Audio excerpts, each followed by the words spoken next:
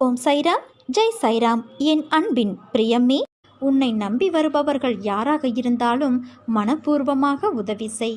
திரும்ப வரும் என பலனை எதிர்பார்க்காதே. உன்மேல் பொறாமை உள்ளவர்களை பார்த்தும் உனக்கு விரோதமாக பேசித் திரிபவர்களை பார்த்தும் நீ பயப்படாதே. என்னை மீறி யாரும் உன்னை நெருங்க முடியாது.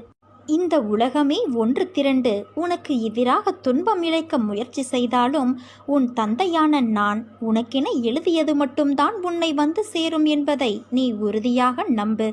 வாழ்க்கையில் நினைத்தது கிடைப்பதற்கும் கிடைக்காமல் இருப்பதற்கும் அவரவர் கர்மாதான் காரணம். நிர்ணயிக்கப்பட்ட விஷயங்கள் என்பது நிஜமான உன் வாழ்வில் நடப்பவை. எல்லாவற்றிற்கும் ஏதோ ஒரு காரணம் இருக்கும். அவரவர் துன்பத்திற்கும் இன்பத்திற்கும் எல்லோருடைய மனம்தான் காரணம். இந்த வாழ்க்கை என்பது யாது என்று உன்னிடம் கேட்டால் நீ என்ன சொல்வாய்? நீ சொல்லும் பதிலிலிருந்துதான் என் லீலையின் அடுத்த பெரும் பங்களிப்பு உன் வாழ்வில் நடைபெறும். அப்பா, வாழ்க்கை என்றால் ஒரு பிறப்பின் நோக்கம் அறிந்து வாழ்வதற்கும் ஆன்மா என்ற உருவமற்ற உணர்வுகளுக்கு மதிப்பளித்து அதை நடைமுறையில் செலுத்தி அதற்கான முக்கியத்துவம் கொடுத்து அதை நிறைவு செய்வதில்தான் வாழ்க்கை என்ற சொல்லுக்கும் அர்த்தமும் அதன் பயனும். இந்த பதில் உன்னிடத்தில் வருகிறதா என்பதை முதலில் கேட்டுப்பார். இந்த வாழ்க்கை என்பது அன்பு, பாசம், விசுவாசம், நம்பிக்கை, பக்தி என்ற உணர்வுகளால் நிறைந்தவை. ஒருவருக்கு இதை நம்மால் வழங்க முடியவில்லை என்றால் உன் பிறப்பின் முக்கியத்துவம் அறிந்தும் கோபம், வெறுப்பு, பகைமை என்ற வேண்டாத உணர்வுகளால் உன் ஆன்மாவைப் போல உள்ள மற்றொரு ஆன்மாவிற்கு தெரிந்தும் இந்த வழியை கொடுக்கிறாயே. அதனால் உன்னுள் இருக்கும் நல்லது அடியில் போய் தேங்கிக் கொள்கிறது. நான் மட்டுமா இதை செய்கிறேன்? மற்றவரும் என்னிடத்தில் எதிர்மறை உணர்வுகளை காண்பிக்கிறார்கள். மற்றவரும் என்றால் யார் அவர்கள்? உனக்கு உன் ஆன்மா இல்லை அவர்கள். முதலில் உன் ஆன்மாவிற்கான பங்களிப்பை கொடுத்து அதை மதிக்க கற்றுக்கொள். பிறகு மற்ற ஆன்மா என்ன செய்கிறார்கள் என்ற யோசனையை செய். மாற்றம் என்பது ஒருவரிடத்தில் ஆரம்பிக்கும் ஒரு புத்துணர்வான எழுச்சி. அதை உன்னிடத்தில் கொண்டு வரவே என்னுடைய இத்தனை போராட்டங்களும் உனக்காக நடக்கிறது. மாறுதலுக்கான நடைமுறைகள் தொடங்கிவிட்டது குழந்தையே. நீயும் மனதளவில் உன்னை தயார் செய்து கொள். புதிய வாழ்க்கைக்கு என் அன்பளிப்பும் பாசமும் அருளும் அன்பும் என் உயிரும் மூச்சும் என் பிள்ளையான உனக்கே தருகிறேன். என் முழு மனதில் இடம் பிடித்த என் பிள்ளையான உனக்கு என் ஆசிகள் எப்போதும் உண்டு. நீ எதையும் இனி தேடி செல்ல வேண்டியது இல்லை. உன்னை தேடி அனைத்தும் தானாக வந்து சேரும். நீயே ஆச்சரியப்படப் போகிறாய். நல்ல மாற்றங்கள் நடைபெறப் போகிறது என் குழந்தையே. ஒரு நாள் போவது ஒரு யுகமாக தெரிகிறது என்று புலம்புகிறாயே. நான் இதுவரை எத்தனை யுகங்களை பார்த்திருக்கின்றேன். எத்தனை பேர் வந்தார்கள் போனார்கள். அவர்களில் பெரும்பாலானோர் இப்படித்தான் உன்னை போல புலம்பி தவித்தார்கள். சிலர் மடிந்து போனார்கள், சிலர் எதிர்த்து போராடினார்கள். எல்லாம் முடிந்து அவர்கள் வேறு ஜென்மம் எடுத்து கழித்தார்கள். இனி வருபவர்களுக்கும் இதுதான் நிலை. தோல்விகளையும் கஷ்டங்களையும் கண்டு ஓடி ஒளியாதே. தைரியமாக எதிர்த்து போராடு. இந்த ஜென்ம கடமைகள் அத்தனையையும் இந்த ஜென்மத்திலேயே முடித்துவிடு. அதற்காக எதிர்வரும் கஷ்டங்களை ஏற்று போராட மனதை பக்குவப்படுத்து. முடியாத போதெல்லாம் என் பெயரை உன் மனதிற்குள் நான் பதியம் செய்து வைப்பேன். என்னை கும்பிடுவதற்கு வழியை தேடி அலையாதே. நான் உன் உள்ளத்திலேயே குடியிருந்து வருபவன். எனக்கு சடங்கு சம்பிரதாயங்களோடு தான் பூஜை செய்ய வேண்டும் என நினைக்காதே. எப்போதும் என்னை நினைத்து கொண்டு இரு. அது போதும். அப்போது என் பலம் உனக்குள் ஊடுருவி உன் கஷ்டங்களை தவிடு பொடியாகிவிடும். உனக்கு எதிராக செயல்படுபவர்களையும் துன்பம் விளைவிக்க நினைப்பவர்களையும் நிர்மூலமாக்கிவிடும். உன் விருப்பங்கள் நிறைவேற பிரார்த்தனை செய். வெறும் பிரார்த்தனையினால் உன் பிரச்சனைகளை நான் முடித்து வைப்பேன் என் குழந்தையே. பல குழந்தைகளை பெற்றிருந்தாலும் ஒரு தந்தை தன் குழந்தையின் தவறான நடத்தையை எவ்வாறு சரி செய்வது என்று கவலைப்படுவார்.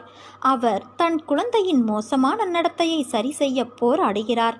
கடவுள் நம் தந்தையாக இருப்பதால் அவரது தவறான குழந்தைகளை பற்றி அதிக அக்கறை காட்டுகிறார். நேர்மையாக வாழும் பக்தர்களை கடவுள் பொருட்படுத்த மாட்டார்.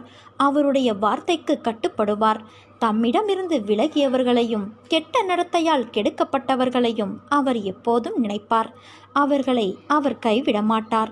அவர்கள் நடந்து செல்லும் பாதை எவ்வளவு அற்பமானது, மோசமானது என்பதை அவர் உணரும்படி கட்டாயப்படுத்துகிறார். ஒரு நொடியில் அவர்கள் கண்களை திறப்பார். கடவுள் ஒரு மனிதனை வீழ்ச்சியின் சேற்றிலிருந்து வெளியே இழுத்து அவரை நேர்மையான வழியில் நடத்துவார். கொள்ளைக்காரன் வால்மீகியும் வக்ரமான அஜாமிலனும் கடவுள் சன்னதிக்கு வரவில்லையா? அதனால் இத்தனை நாள் கடவுளை தியானிக்க முடியவில்லையே என்று நாம் உட்கார்ந்து கவலைப்படக்கூடாது. நீ அன்போடு அப்பா என்று என்னை அழைத்தால் நான் ஆம் என்று உனக்கு பதில் தருவேன். ஏதாவது ஒரு வடிவில் நிச்சயம் உன்னை நான் காப்பாற்றுவேன். என் தங்கமே, நீ உன் வாழ்வில் தொலைத்த ஒன்று உனக்கு கிடைக்கப் போகிறது. அது பொருளாகவோ உறவாகவோ ஆரோக்கியமாகவோ நிம்மதியாகவோ இருக்கலாம். ஏதோ ஒன்று நீ தொலைத்ததிலிருந்து உனக்கு கிடைக்கப் போகிறது. அது உனக்கு மகிழ்ச்சியை நிச்சயம் தரும். நீ என் மீது கொண்ட நம்பிக்கை பிரார்த்தனையின் பரிசாக உனக்கு கிடைக்கப் போகிறது என் குழந்தையே. இது உன் அன்னையான என்னுடைய சத்திய வாக்கு. அமைதியான மனதோடு இரு. உன் கஷ்டங்கள் இன்றோடு முடிவுக்கு வந்துவிட்டது. படைக்கும் தெய்வமாகிய பிரம்மாவிலிருந்து புல் பூண்டு வரை இப்பிரபஞ்சத்தில் எங்கும் நிலவியிருக்கும் அளவற்றதும் முடிவற்றதும் பூரணமானதுமான முழு முதற் பொருளே நானாக உருவெடுத்து உன்னிடம் வந்துள்ளேன். இதுவரை கஷ்டம் முடிவுக்கு வராத நிலை தொடருமானால் உன் நிலையை நீ சரி பார்த்துக்கொள். அதாவது நீ இதுவரை பூரணப்படவில்லை என்பது பொருள். பூரணமாக என்ன செய்ய வேண்டும்? உன்னிடம் என்னவெல்லாம் தேவையில்லாமல் இருக்கிறதோ அதையெல்லாம் வெட்ட வேண்டும். பணப்பெருமை, குலப்பெருமை, ஜாதி பெருமை, கல்வி செருக்கு, பக்தி செருக்கு என எதுவாக இருந்தாலும் அவற்றை உடனடியாக விட்டு விட வேண்டும். இவை உனக்கு நன்மை தருவது போல தெரியலாம், ஆனால் பிறருக்கு நன்மை தராது. அதனால் உன் நலனுக்கு தீங்காகவே இருக்கும். அதே போல வறுமை, ஏழ்மை, தாழ்வு மனப்பான்மை, குலத்தாழ்ச்சியாக நினைத்தல், பிறரை விட வசதி குறைவு என எண்ணுதல் போன்றவையும் பாவங்களாகும். இவற்றையும் மனதிலிருந்து எடுத்து அப்புறம் போட வேண்டும். இவற்றால் உனக்கு எந்த நன்மையும் தீமையும் கிடையாது. வாழ்க்கை வாழ்வதற்காக தரப்பட்டுள்ளது. நீ வாழ்வது போலவே பிறர் வாழவும் நினைத்தால் உன் துன்பங்கள் முற்று பெற்றுவிடும். என் பக்தர்களின் ஒவ்வொரு செயலும் வாழ்க்கையின் ஒவ்வொரு நிகழ்ச்சியும் என்னாலேயே கவனிக்கப்பட்டும் உருவாக்கப்பட்டும் வருகிறது. என்னிடம் பூரண சரணாகதியடைந்த பக்தர்களிடம் உன்னுடைய எல்லா பொறுப்புகளும் என்னுடையவை. உன்னுடைய எல்லா காரியங்களையும் நானே முன்னின்று நடத்துகிறேன் என்று கூறியுள்ளேன். பிரார்த்தனை நல்லதுதான், அது பக்தியை அதிகரிக்கச் செய்யும். ஆனால் நடந்த சம்பவங்களை எடுத்துக்கொண்டால் தன் பக்தனுக்கு எது நன்மையோ அதை மட்டுமே நான் அளித்துள்ளேன். பிரார்த்தனைகளை விடுத்து என்னிடம் பூரண சரணாகதியடைந்து பார். மற்றவற்றை நான் பார்த்து கொள்கிறேன். நானே சகலமும் சர்வமும் பரபிரம்மமும் என்று உணர்ந்து நீ முயற்சி செய். உனக்கு எல்லாம் வெற்றி கிட்டும். என்னை முழுமையான நம்பிக்கையோடு பக்தியோடு சேவிப்பவர்களுக்கு என் கருணை மலை தெரியும். அப்படி சேவிக்கும் பக்தனின் கூடவே இருந்து காப்பாற்றுவதே என் தர்மம். என் துயரங்கள் தீர்ந்து நீ வேண்டியது நிறைவேறும். சிந்தாமணி நீ வேண்டியதைத்தான் கொடுக்கும். ஆனால் என் அருளோ உனக்கு என்னென்ன தேவையோ எது நன்மைகளோ அவையெல்லாம் நீ கேட்காமலேயே உன்னை வந்து சேரும்படி உன் அன்னையான நான் செய்வேன். நீ என் பிள்ளையாக நடந்து கொண்டு வருகிறாய். அமைதியாய் பொறுமையாய் இருக்கிறாய். ஆனாலும் சிலர் உன் பொறுமையை சோதிக்கும் வகையில் நடந்து கொள்கிறார்கள். உன் நல்ல குணத்தை இன்னும் அவர்கள் புரிந்து கொள்ளாமல் உன்னையே குற்றம் கூறுகிறார்கள். ஆனால் நீ கவலைப்படாதே, உண்மைதான் வெல்லும். அந்த உண்மையான பிள்ளையாக நீதான் இருக்கிறாய். நீதான் வெல்லப் போகிறாய் என்பதை உணராமல் அவர்கள் உன்னிடம் மோதல் போக்கை கடைபிடிக்கிறார்கள். ஆனால் நான் உன் பக்கம்தான் இருக்கிறேன். பொறுமையை தொடர்ந்தால் உனக்கான பரிசு ஒன்று வந்து சேரும். என் பிள்ளையாக நீ எப்பொழுதும் தொடர்வாய். என்னை நம்பாதவர்களுக்கே அநேக அதிசயங்களை நான் செய்தேன். உன்னை அழைத்தது நான். என்னையே நம்பியிருக்கும் உன்னை நான் எப்படி கைவிடுவேன்? உன்னை தூக்கி எறிந்தவர்களுக்கு நீ குப்பையாக இருக்கலாம். ஆனால் உன்னை தூக்கி எடுத்த எனக்கு நீ என்றுமே பொக்கிஷம்தான். நீ அனுபவித்த துயரங்கள் போதும் என் குழந்தையே. அம்மா உன்னை வணங்காத நாளே இல்லை. ஆனால் இன்னும் என் பிரச்சனைகள் தீர்ந்த பாடு இல்லை. அதற்கு மாறாக நாளுக்கு நாள் அதிகமாகிக் கொண்டே வருகிறது. என்ன செய்வது என்று கூட தெரியவில்லை. சில நேரங்களில் நான் தற்கொலை செய்து கொள்ளலாமா என்ற முடிவுக்கு கூட வந்துவிடுகிறேன்.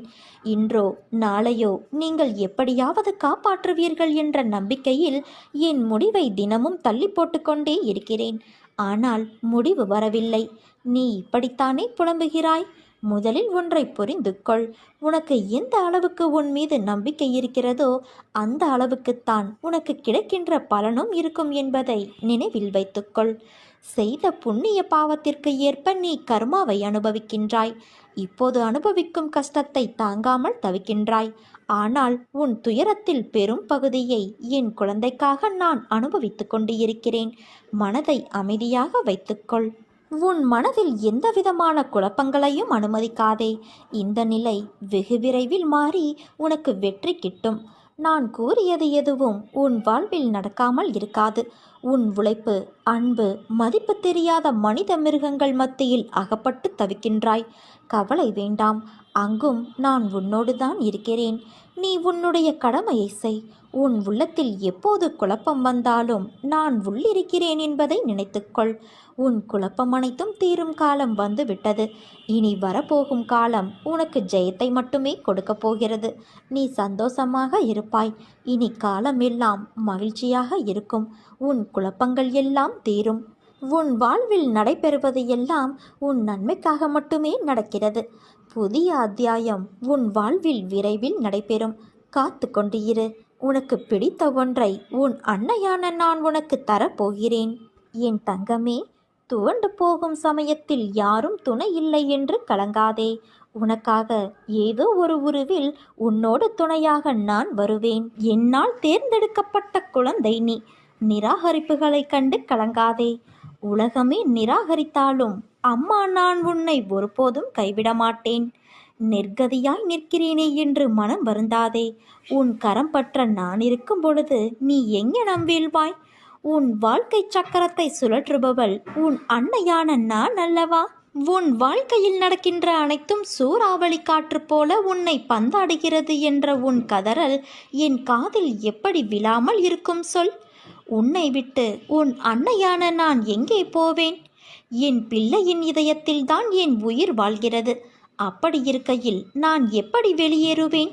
நான் உன் இதயத்தில் இருப்பதை அறியாமல் இல்லை. கவலைகள், சோகங்கள், வேண்டாத எண்ணங்கள் என்று எல்லா எதிர்மறைகளையும் உள்ளே வைத்து கொண்டு இருக்கிறாய். ஏற்கனவே உன் இதயத்தை துன்பங்களால் நீ நிறைத்து வைத்துள்ளாய். அது போதாது என்று நடக்கும் எல்லா நிகழ்வுகளுக்கும் எதிர்மறை எண்ணங்கள் வேறு உதித்து கொண்டு இருக்கிறது. ஒன்றை தெரிந்து கொள். எதிர்மறை எண்ணங்கள் என்பது காந்தக்கல் போன்றது. அதன் தன்மையே எல்லா எதிர்மறைகளையும் அதனுள் ஈர்ப்பதுதான். அதன் பிடியில்தான் கர்மா என்ற வினைகள் சிக்கி அதில் தோன்றும் எண்ணங்களால் உன்னை தூள் தூளாக்கி உன் புத்தியை சிதற செய்கிறது. அதன் கையில் உன்னை சிக்க விடாமல் உனக்குள்ளே இருந்து கொண்டு நான் யுத்தமிட்டு கொண்டு இருக்கிறேன். உன் இதயத்தில் உன் அன்னையான நான் வாழ்ந்து கொண்டு இருக்கிறேன். உன் இதய துடிப்பின் ஓசையாய் உணர்த்த நான் முயற்சி செய்கிறேன். ஆனால் நீயோ ஓசை கேட்டும் உன் பிரச்சனைகளை அந்த ஓசைக்கு எதிர் ஓசையாய் ஒலிக்கின்றாய். பிறகு எப்படி என்னை முழுவதுமாக நீ உணர முடியும் சொல்? உன் மனதில் துன்பம் என்ற திரையை வைத்து போத்தி வைத்துள்ளாயல்லவா? அதை தூக்கி முதலில் எரி. அப்போது உன் மனதில் ஒரு பெரிய ஒளிச்சுடர் தெரியும். அதில் ஆனந்தத்தின் அருவியாய் பொழிந்து நிச்சயம் நீ என்னை பார்ப்பாய். உன் நிம்மதியை உணர்ந்து ஆனந்தத்தை உணர்வாய் குழந்தையே. கடவுள் மேல் கொள்ளும் பக்தியை மட்டுமே கொண்டு ஒருவன் அவன் வாழ்வில் வெற்றி பெற முடியாது. அந்த கடவுள் கொடுக்கும் வாய்ப்புகளை தக்க சமயத்தில் பயன்படுத்தி கொண்டு அவன் முன்னேற முழு முயற்சியும் மேற்கொள்ள வேண்டும். அப்போதுதான் அவன் வாழ்வின் உச்சத்தை அடைய முடியும். என்னை தேடி நீ எங்கெங்கோ அலைந்து கொண்டு இருக்கிறாயல்லவா? எப்போது என்னை காண்பதற்கு உன் மனம் தேடுகிறதோ அப்போதே நீ செய்த தவறை நினைத்து நித்தமும் வருந்தியிருப்பாய். நினைத்து பார்க்க முடியாதபடி பல அற்புதங்களை மீண்டும் பல முறை உனக்காக நான் நிகழ்த்துவேன். என்னை தேடி தேடி ஓய்ந்து போன நீ நான் உனக்குள் இருப்பதை மறந்து போய் தேடிக்கொண்டு இருக்கிறாய். சித்திரமாக இருந்தாலும் சிலை வடிவில் இருந்தாலும் எனது ரூபத்திற்கு உயிர் கொடுத்து நீ வாசம் செய்யும் இடத்தில் இருந்து கொண்டு உன்னை நான் வழி நடத்தி கொண்டு இருக்கிறேன். இது தெரியாமல் நீ என்னை தேடி அலைந்து கொண்டு இருக்கிறாய். நான் உன் கண்முன்னே அமர்ந்து கொண்டு இருக்கிறேன். நீ வாசம் செய்யும் இடத்தில் எதுவும் உன்னை நெருங்காமல் துன்புறுத்தாமல் இருக்க நான் காவலாக இருப்பேன். நீ என்னிடம் நேற்று பிரார்த்தனை செய்யும் போதே உன்னால் முழு மனதாக பிரார்த்தனை செய்ய முடியாமல் கவலையோடும் குழப்பத்தோடும் இருந்தாய். நடப்பது எல்லாம் உனக்கு குழப்பத்தையும் அச்சத்தையும் தருகிறது என்று சொல்லி வேண்டினாய். உன் குழப்பங்கள் பிரச்சனைகளை இன்று நான் தீர்த்து வைக்கிறேன் பிள்ளையே. நேர்மறை எண்ணத்தோடு உன் வாழ்வில் நீ விரும்பிய மாற்றத்தை பற்றி நீ மகிழ்ச்சியாக சிந்தனை செய். இன்று சில மாற்றங்கள் நீ நடப்பதை காண்பாய். நம்பிக்கையை மட்டும் கைவிடாதே. உன் மனம் மகிழும் நிகழ்வுகளை நான் நடக்கச் செய்வேன். யாரேனும் ஒருவர் தன்னை என் குழந்தையாக பாவித்து என்னிடம் வேண்டிய அளவு சரணடைந்து அந்த சரணாகதியை முழுமையானதாக செய்து கொள்ள முயற்சிகள் முழுவதும் எடுத்துக்கொண்டு விட்டால் நான் அவருடைய எல்லா சுமைகளையும் ஏற்க முன்வந்து அந்த பக்தரை உண்மையிலேயே தன் குழந்தையாக ஆக்கிக்கொள்வேன். அவருடைய பொறுப்புகள் எல்லாவற்றையும் நானே ஏற்றுக்கொள்வேன். ஒருவர் காண்பது என்னை மட்டுமே. எனினும் என்னை பற்றிய பேச்சுக்களையே செவி மடிப்பினும் என்னிடம் மட்டும் பக்தி கொள்வானாயினும் ஒருவன் முழு மனதோடு என்னை நாடி என்னிடமே நிலைத்து இருப்பின் அவன் உடல் ஆன்மா இரண்டை பற்றியும் எந்தவித கவலையும் கொள்ள தேவையில்லை. என்னிடம் பக்தி செலுத்துவோர் இங்கு ஏராளமானோர் உள்ளனர். ஆனால் என்னிடம் சரணடைந்து என் குழந்தையாக வேண்டுபவர்கள் எத்தனை பேர்? மனித குலத்தில் உள்ள பெரும் குறை இது. சுலபமாக அளிக்கப்படுவதை யாரும் மதிப்பது இல்லை. தன் குழந்தைகளுக்கு அமானுஷ்யமான அதிசயக்கத்தக்க உதவி நான் அளித்த நூற்றுக்கணக்கான சம்பவங்களுக்கு பின்னரும் விசுவாசம் ஏற்படவில்லை என்பது ஆச்சரியமாக உள்ளது.